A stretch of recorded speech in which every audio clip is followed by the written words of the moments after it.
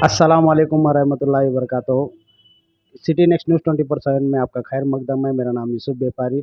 हमारे सामने आज मौजूद है जनाब आरिफ बदरापुर साहब, जो शहर हुबरी के कारपोरेटर है, जो आज 2024 में अंजुमन इदारे का इलेक्शन जो है, उसके बारे में कुछ इल्ज़ामात जो लगाया जा रहा है, वो सही है या गलत है, इसके बारे में आज इनके साथ में बात करेंगे। अस्सलाम वालेकुम सर। वालेकुम अस्सलाम रहमतुल्लाहि वबरकातुहू। जैसे कि आपने अभी मैंने कहा कि जो अपोजिशन की तरफ से जो एलिगेशंस लगाए जा रहे हैं कि एम इंडसगिरी साहब जो 87 ईयर्स के होने के बावजूद भी वो अंजुमन इस्लाम हुबली के सदर बनना चाह रहे हैं, तो उसमें कहाँ तक की सच्चाई है और वो क्यों सदर बनना चाह रहे हैं सर? अब इंडसगिरी साहब की उम्र के बारे में आप बात कर रहे हैं।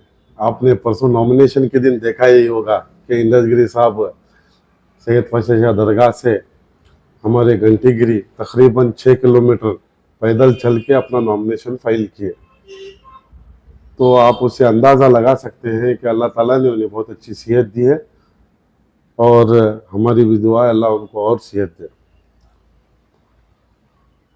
हमारी अंजुमन का मुसलसल 9-10 साल से वक़ार गिरता जा रहा है। उसकी वाहिद वजह यह है कि जिन लोगों ने अभी पिछले 2-3 टर्म में अपोजिशन का कहना यह है कि साहब की जो उम्र हुई है वो ज़्यादा। वही बात पे आ रहा हूँ। सर मुझे मुकम्मल करने दीजिए। मैं वही बात कर रहा हूँ। बात मुकम्मल करने दीजिए।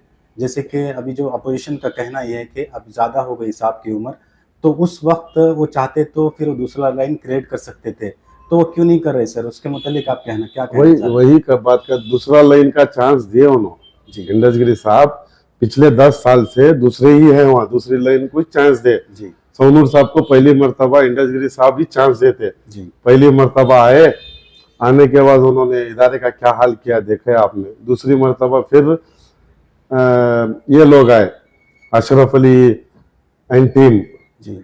अशरफ अली ने दूसरी मर्तबा शहर के हालात को कितना बिगाड़ दिया आप देख रहे हैं, जानते हैं। जैसा कि ओल्ड हुबली ईदगाह में मुनव्वर जमा का मामला पेश आया, उसके बाद इनकी हटधर्मी, इन लोगों की जिद ऑडिटोरियम का लफड़ा अशरफ अली साहब के परेड में ही हुआ है। सब ऑडिटोरियम का लफड़ा क्या हुआ सर? सर ऑडिटोरियम में इल्जामात है उनके ऊपर भी, बहुत सारे इल्जामात है पिछली टीम की। आप खुल करके बताइए क्या ऑडिटोरियम में जो कंस्ट्रक्शन हुआ है, आज भी वो हिसाब मौजूद है वहाँ। ऑडिटोरियम का हिसाब किताब आज तक क्लियर नहीं है वो जी। जो खर्च उन्होंने लगाया है ऑडिटोरियम की मरम्मत में, जो खर्च उन्होंने दिखाया है, वो काम बहुत ही कम पैसों में हो सकता था, लेकिन उन्होंने बहुत ज्यादा खर्चा दिखाया है उसे। देखिए, मैं किसी पे यहाँ इल्जाम नहीं लगा रहा, जो मैंने सुना है आपसे कहा, ये शहर में ये फितना हुआ था जी। सच है झूठ है अल्लाह को मालूम। आपने मुनव्वर जमा का फितना, मुनव्वर जमा का इशू सुना है जी जी। उस मामले में शहर में कितने हालात खराब है। अब अशरफ अली के हटधर्मी आपने सुनी, उस मामले में कितना शहर में फितना पैदा हुआ। हाँ, उसके बाद सोनूर साहब चुन के आए। सोनूर साहब चुन के आने के बाद है, आज को 5 साल हुए, आज भी इलेक्शन करने के मूड में नहीं है उन्होंने, आज भी खींचने के मूड है। साहब का तो कहना यह है कि जो बच्चे जो जेल गए हैं उनको निकालना चाहते हैं सर। सोनूर साहब का जी जी, ये बच्चों को लेके बार बार इलेक्शन को रोकने का मतलब क्या है? क्या ये खुद चाह रहे हैं कि बच्चे जेल में ही रहे जी? क्यों दूसरे लोग काम नहीं कर सकते? अभी अंजुमन के दायरे में एक कमेटी तैयार की गई थी, वो कमेटी काम नहीं कर रही। क्या इलेक्शन के बाद वो कमेटी काम नहीं करेगी? क्यों नहीं करेगी? मैं आपको यकीन दिलाता हूँ, ये इलेक्शन छोड़िए, बच्चों का जहां तक मामला है, हम वो बच्चे बाहर आने तक मैं उनके साथ रहूंगा। खैर, हुबली के अवाम को बताना चाह रहा हूँ, जब से सोनूर साहब आए हैं तब से हमारे शहर हुबली को कोई ना कोई आफत घेरी हुई है। तो इसका मतलब ये साबित होता है, पहले सोनूर साहब को यहाँ से इदारे से भेजना जरूरी है, क्योंकि हमारे ऊपर आने वाले दिनों में भी बहुत सारे काम हमें करना है जी। हमें डट के आने वाले दिनों में डट के जो फितने की ताकतें हैं उनको रोकना है। इसके लिए हमें एक बावखर लीडर चाहिए था। इसीलिए हम लोगों ने जाके शहर के हालात को देख के, आज के मुल्क के हालात को देख के जाके हम लोगों ने, तमाम मुतल्लियों ने, शहर के दानिश्वरों ने, तमाम लोगों ने जाके इंडसगिरी साहब से गुजारिश की कि आप किसी को मत बनाइए, आप खुद आइए, आपने कहा उनकी वारिस को किसी भी बना सकते थे, वो चाहे तो एक टीम बना, उन्होंने भी पहली मर्तबा यही कहा हम लोगों ने टीम बनाएंगे, लेकिन शहर के लोग अवाम नहीं मानी, शहर उबली की अवाम नहीं मानी, साहब को फोर्स किया, साहब आप खुद रुकिए। पब्लिक के कहने पे, बुजुर्गों के कहने पे साहब ने ये इसमें अपनी रजामंदी दी। और जहां तक अभी बात आ रही है मिनिस्टर बनने के बाद इनको जरूरत क्या है बोल के, हमें आज के माहौल में हमारे इदारे के लिए ऐसे, अब कहा आप ही ने कहा एमएलए हैं, मिनिस्टर हैं, है कि नहीं, तो ऐसे एक बावकार इंसान जो कर्नाटक में मशहूर है, ऐसे इंसान को हम अंजुमन का सदर बनाना चाह रहे हैं, क्या हम गलत काम कर रहे हैं? हमारे इदारे की बका के लिए हम लोग कर रहे हैं। अपोजिशन का कहना ये भी है कि जो एम इंडिस गिरी साहब की जो अभी हाल ही में एक ग्रुप बनाया अंजुमन इस्लाम के इलेक्शन को नॉमिनेट होने के बाद में, तो उसमें जो लोग हैं, जो मेम्बरान है, वो एक तरह के अनएजुकेटेड लोग हैं। तो अंजुमन इस्लाम को और हॉस्पिटल बोर्ड को और कॉलेज बोर्ड को, यानी एजुकेशन बोर्ड को सही से नहीं चलाएंगे, ऐसा उनका कहना। तो उसके मुतालिक आपका क्या राय है? इस पहली बात तो ये सरासर गलत है, अनएजुकेटेड लोग हैं हमारी टीम के अंदर। हमारी टीम में सबसे पहली बात, हमारे जो सदर हैं वो 2 बार के रियासत के वजीर रह चुके हैं और पढ़े लिखे और बड़े तहजीब वाले हैं। सर यहाँ पर बड़े की बात नहीं चल रही सर, मेंबरों की बात नहीं, मैं शुरू कर रहा हूँ। बड़े तहजीब उनके, आप देखिए इंडिस गिरी साहब के बारे में आप बखूब जानते हैं, बच्चा बच्चा जानता है। हमारे इंडिस गिरी साहब बहुत तहजीब वाले हैं। और अगली बात, जो भी इंडिस गिरी साहब पास जाता है, वो कोई भी तुरम खान क्यों ना हो, वहां जाने के बाद वो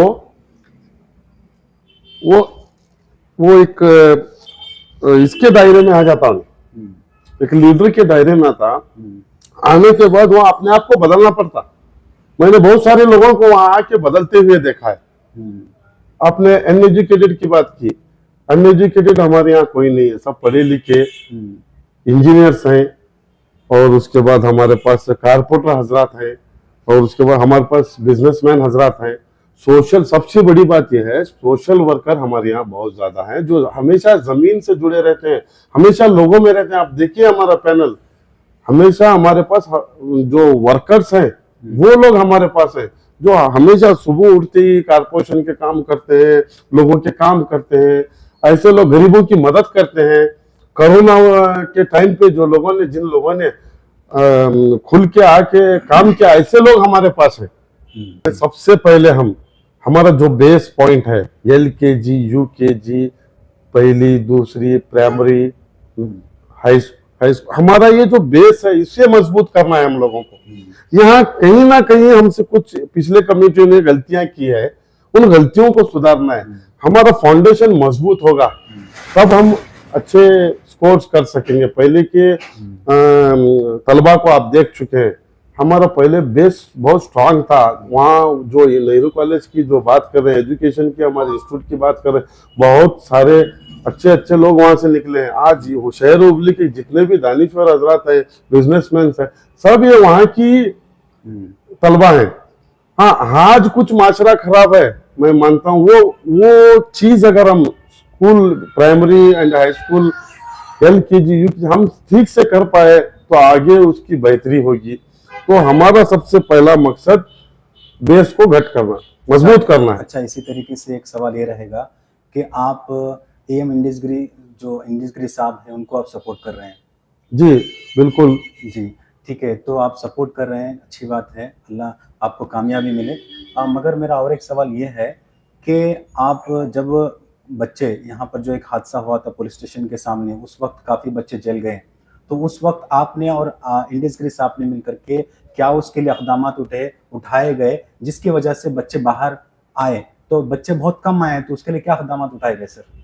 सबसे पहली बात है जी, इस मामले में आप मुझसे पूछने से बेहतर आप अंजुमन के हालिया सदर से पूछ लेना चाहिए था। हमने पूछ चुके हैं सर, वो तो बोल रहे वो हैं 8 महीने तक मीटिंग नहीं बुलाई जी, जबरदस्ती उनको मीटिंग बुलाने पे मजबूर किया हमारे ग्रुप ने, इंडिस गिरी साहब के ग्रुप ने, उसमें मैं भी था जी। हाँ, ये कमेटी बनी। कमेटी बनने के बाद सोनूर को नहीं, किसी और शख्स को यहाँ बनाओ, तो वहां बना, वो कमेटी बनाने के बाद, वो दूसरे चेहरे आने के बाद शहर के सारे मैं ये वो नहीं बोलता, हर एक जो जिन हजरात को मदद करनी थी उन लोगों ने मदद की है वहाँ। ये मामले में मैं उसने नहीं की, इसने नहीं की, नहीं करूँगा। बहुत सारे हजरात ने आके वहाँ मदद की, अपने अपने तरीके से मदद की। हाँ, एक चीज़ है, जेल को नहीं गए, बच्चों को नहीं देखे, कोर्ट को नहीं गए, ऐसा नहीं रहता। कोर्ट में जाको 50 जने नहीं बैठ सकते, 50 मेंबर नहीं बैठ सकते, जेल में 50 मेंबर नहीं जा सकते। अगर मैं जेल को किसी को एक को मिलने जाऊंगा तो एक आदमी को मिलाएंगे, तो बाकी वाले गिला शिकवा करेंगे। ऐसा ये मिसअंडरस्टैंडिंग है। देखिए, कोर्ट का काम करना है कि एक कमेटी थी, उन लोगों ने वो काम देखा। जेल का काम करने के लिए एक कमेटी थी, उन लोगों ने देखा। और रिलीफ कमेटी एक थी, रिलीफ कमेटी में मैं था। रिलीफ का काम हमने देखा, हमने काम बांट लिया था वहां। हम इस चीज पे किसी पे इल्जाम नहीं लगा सकते। हाँ, इल्जाम लगता है तो एक शख्स पे लगता है, वो है खुद यूसुफ सोनोर। क्या इल्जाम लगता है सर, उसने ये केस को सही तरीके से हैंडल नहीं किया। वो तो कह रहे हैं कि मैंने 18 से 19 महीने, 20 महीने, सर, 21 महीने मैंने 24, उनका कहना यह है कि बच्चों के लिए 24/7 उन्होंने कुर्बानी दी। बिल्कुल गलत है। वो हमेशा बेंगलुरु को जाते थे, दुबई 50 बार बेंगलुरु को गए। हाँ, अंजुमन के खर्चे में बेंगलुरु को गए, वो 50 बार बेंगलुरु को गए। बच्चों के काम के लिए आपको लगता है ये 2-3-6 महीने में 50 बार मुद्दत मिली होगी हमें? वो अपने पर्सनल काम से जाते हैं। तो इसका मतलब ये नहीं वो जाते हैं बेंगलुरु में जाकर पढ़ते हैं, बच्चों के लिए मैं यहाँ हूँ बोलते हैं तो सही है, वो सच है। नहीं हो सकता। अच्छा, किसकी कोताही है सर जिसकी वजह से पूरे बच्चे? ये हमारी बदकिस्मती है। ये किसकी कोताही है सर? ये अगर इस कोताही का जो सहरा आप किस पर फोड़ना चाहेंगे? नहीं सर, मैं इस कोताही का सहरा किसी पे नहीं फोड़ूंगा। हाँ, इसके अंदर थोड़ी चूक हुई है।